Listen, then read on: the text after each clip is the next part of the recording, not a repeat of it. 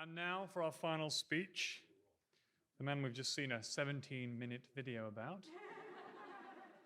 Quentin McKay, please give him a round of applause, the groom. You guys hanging in there? We like to talk a little bit, don't we?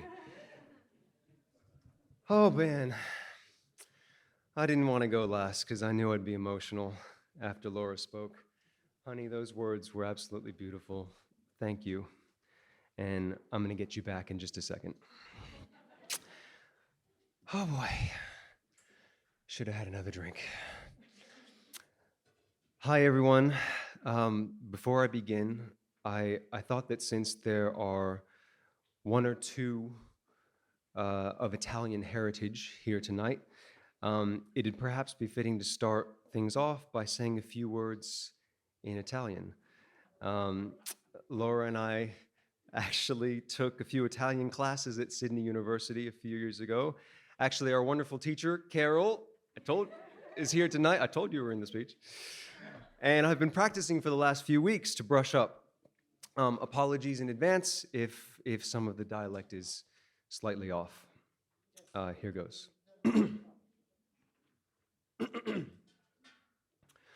Good buonasera evening, everybody tutti. Vi grande grazie for you everybody tutti taking a tempo out of your life for you to come being here all together tutti.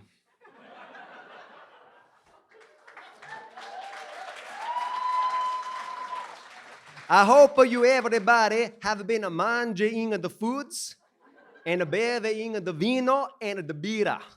But not too much. No vomitare, eh? Mamma mia, Ronnie's Pizza. I am very happy to be married. Mia molto bellissima wife today. Laura, mio amore, the dress, it fits good. Ti amo. I am also very blessed to becoming joined the Caloia familia. They're very useful people. The mama, she cook and she clean. You should see her iron like a ninja. The papa, he makes a fix all of the light switches and the doors. Anybody here have a leaky toilet? You talk to me, I talk to him, he talk to you. The fratello brother, he's a physio doctor man. He fixes your body when you're crooked. The brother wife, she makes good babies. They're a top-notch bene family. Like I said, very useful people. Okay, back to English. Carol, how'd I do? Yeah, good.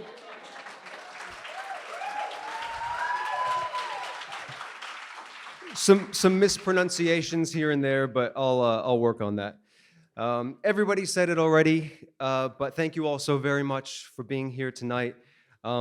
Without you all here, this would just be an unusually formal and stupidly expensive family dinner. Now, at the risk of sounding like an awards acceptance speech, I hope you'll indulge me. I just wanted to say a few words and thank some of the people who have made Laura and I possible. It's the emotional part, sorry. I'll start with Laura's family. I pretty much just said all there is to say about them already, but in case some of you don't speak fluent Italian like I do, I'll translate. Laura's family is just incredible. Literally, before I met them, I didn't believe that a family could be as close a unit and as loyal to each other as the Caloias. It's almost in the name, colloidal, right? I just thought of that now. The strength of the bond between them all is really something special to behold. There was actually a slightly rocky part right near the start of Laura and I's relationship where I was actually weighing up the pros and cons, and I thought to myself, I remember, I said, oh man, there's a lot of drama with this girl, but she does have an amazing family. I guess I'll stick it out and see what happens. A bit of a turning point there. I could and really should speak about each of them for an hour, but as I was trying to write this and thinking of ways to describe them individually, I realized that they all share and stem from one core value, and that is endless, unfathomable generosity. With Chris, you so much as bump your head, as Laura often does, and he's ready to give you a 10, 20-minute dissertation on brain damage. Yep. Monica is always eager. Where's Monica? Monica's always eager to help out with anything, especially home crafting and renovation. I'm pretty sure she would redo our entire kitchen herself if she had the time. Mario, offer is still open. Mario is like having a personal 24-hour handyman who has, at the drop of a hat, driven the 45 minutes from Rudy Hill to our home approximately 2 billion times, just to help fix things. To be fair, I know he likes riding his bike, so it's probably just an excuse just to get out of the house, right? And Marie, Laura's mom, will just come over to the house just to clean for like 10 hours straight. She'll tidy up around the house, change and make the beds, mop the kitchen, scrub the balcony floor that we never even use, and then she'll just leave. And she'll have brought food as well. Too much food sometimes. We have to send it back with you. And Ian and Kathy, you guys are always ready to help out in any way possible. And if you didn't live in like Africa, I would probably be around you guys more often. Alex and Riley, where are they? You guys are the best nieces and nephews of all time. I have met everybody, and you guys are the best. You are both so smart and funny and full of love, and I'm thrilled that I get to watch you guys grow up. I'm sincerely honored to have been so fully welcomed into their household and family, and more than even that, to have been entrusted with taking care of someone as precious as your daughter and your sister and your auntie, Alex and Riley. I love you guys so, so, so much.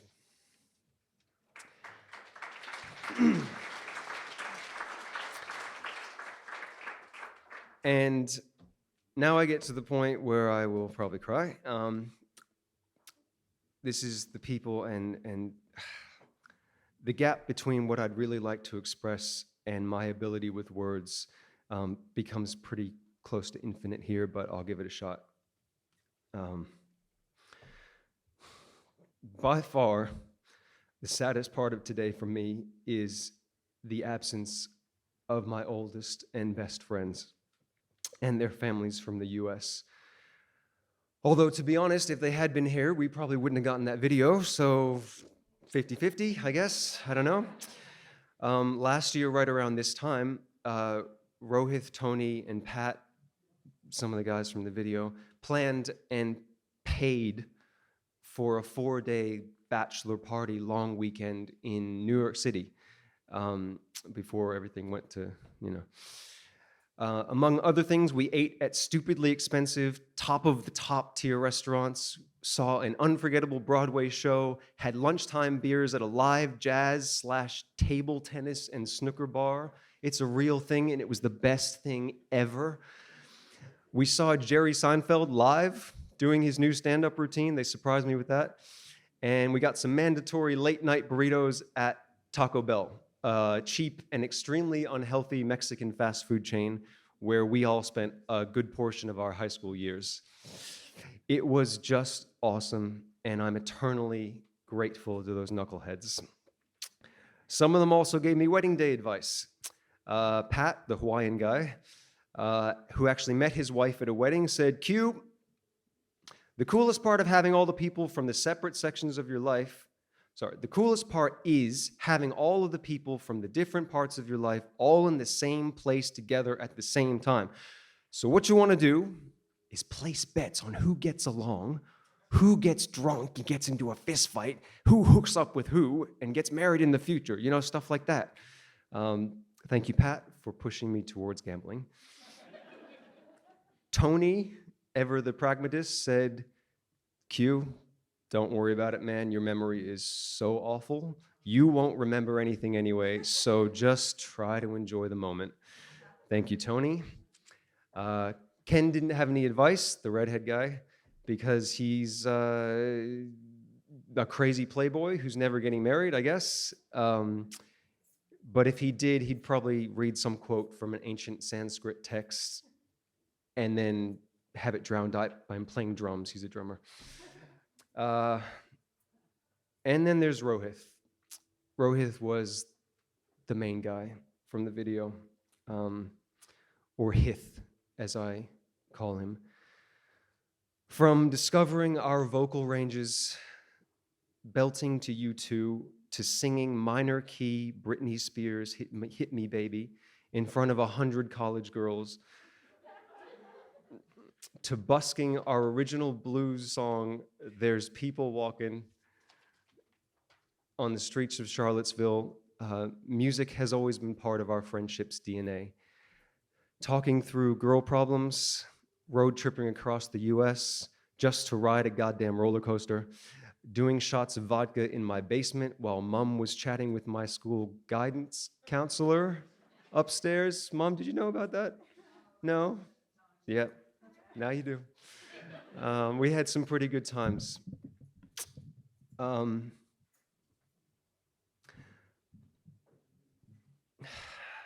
Moving to Australia 16 years ago was the best thing I ever did because it led me to Laura. But it also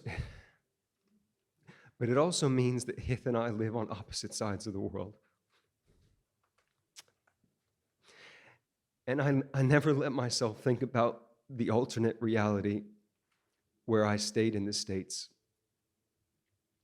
because it's too full of memories and life and laughter that we aren't going to get to experience together.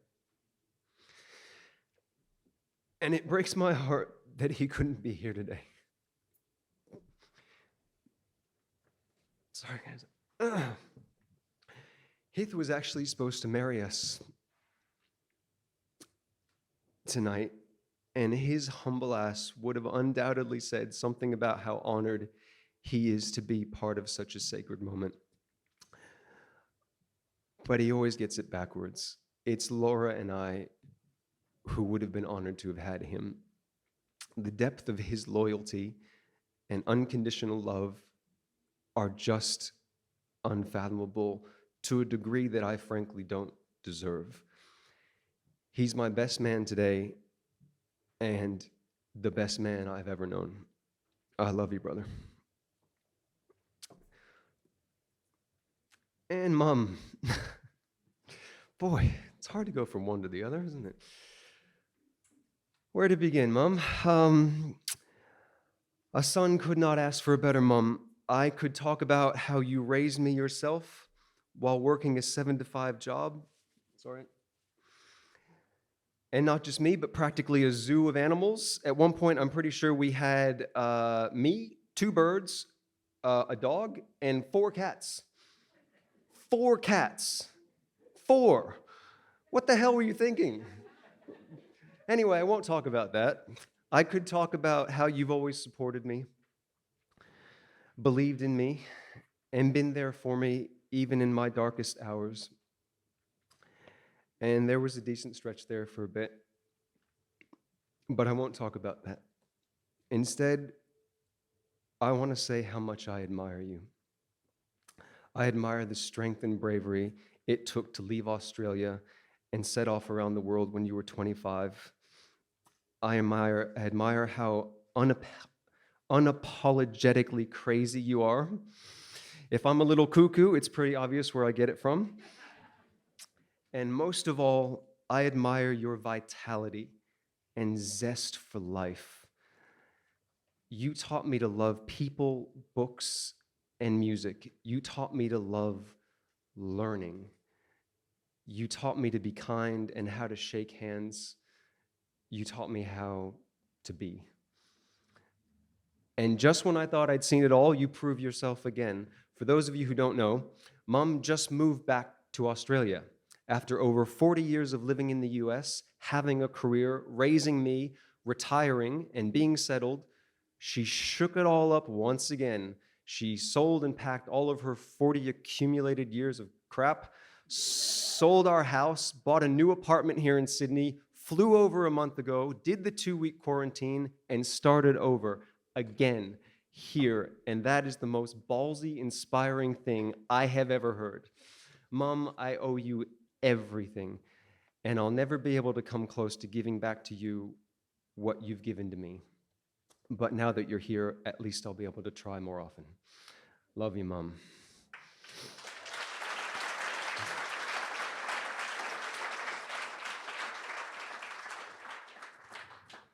I think that covers everybody, right? Anybody else important in my life that yeah, Ren? Is that, you want a speech about you, Ren? Oh, Eva. Hey. There are many different types of people in the world, and I'm marrying every single one of them. And no, I'm not just calling Laura crazy. I've never met someone who can be so many people at the same time and still be relatively normal. She's kind of like one of those chess players you see who can play 20 games at the same time, but instead of chess, it's like she's playing 20 games, 20 different roles in 20 different plays at the same time. Or another analogy, if you'll indulge me, imagine a giant pot of stew with some broth, some carrots and onions, some bananas, some cookies, a hammer, a ballet shoe, and a clown all thrown in. But it tastes good. That's Laura. That's my wife. Like I said, I'm marrying very many people. I'm marrying a strong, confident woman. That bachelor weekend I mentioned was actually right in the middle of a vacation that Laura and I were on. So how awesome was my fiance? She just did her own thing in New York for 4 days. And you might be thinking, geez, Quentin, weren't you worried about her? Beautiful girl, alone in Manhattan for 4 days. Nope. The only concern I had was for the safety of the people of New York City. One night, Laura came home, walked through the door, and said, honey, you won't believe what happened. I was walking down that small, dark alley, you know, the one that's not lit very well, behind our building, and I saw a guy peeing in the street right next to our fire exit door.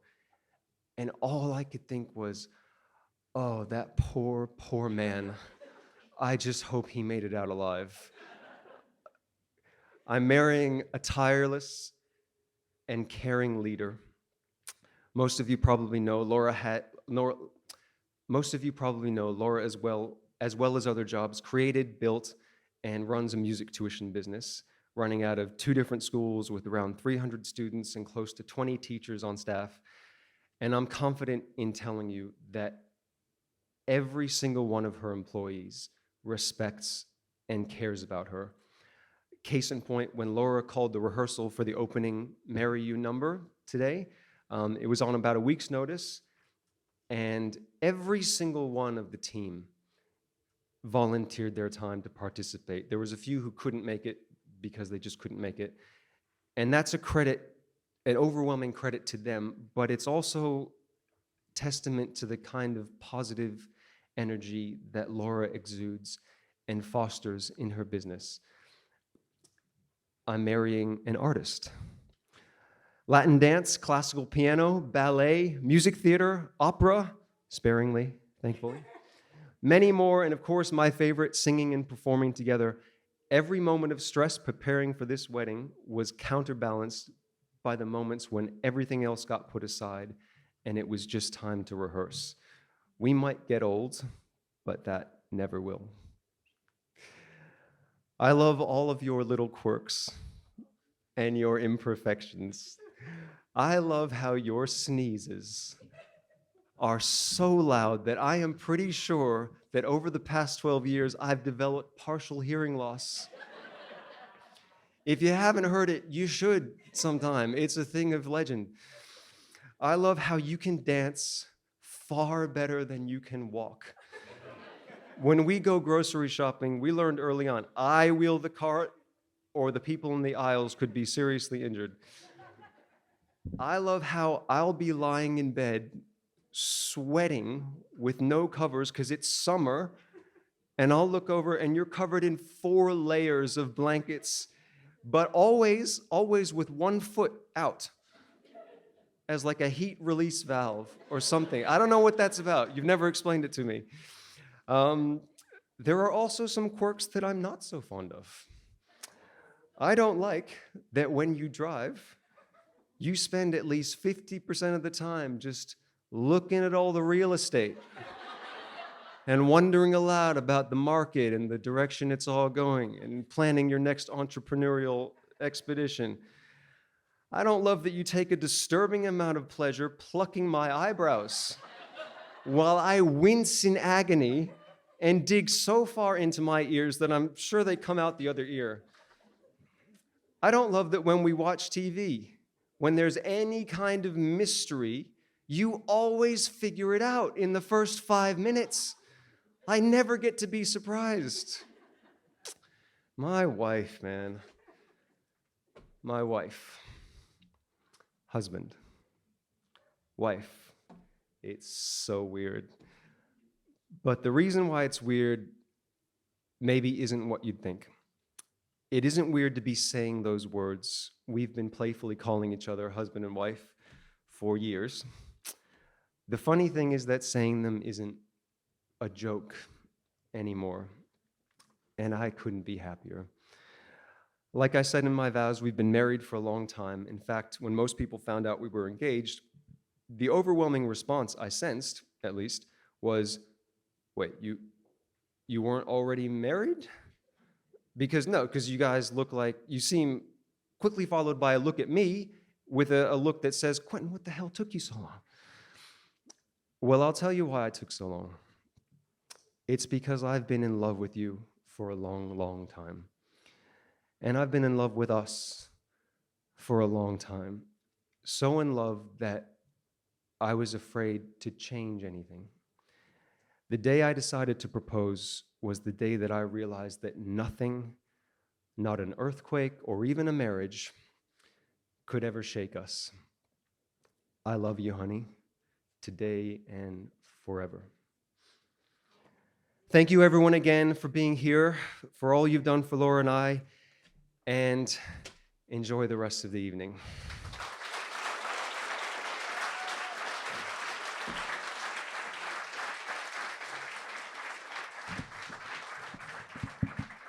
Thank you, Quentin. That was really beautiful. That Italian accent could do with a bit of work, though. I thought it was Borat at the beginning.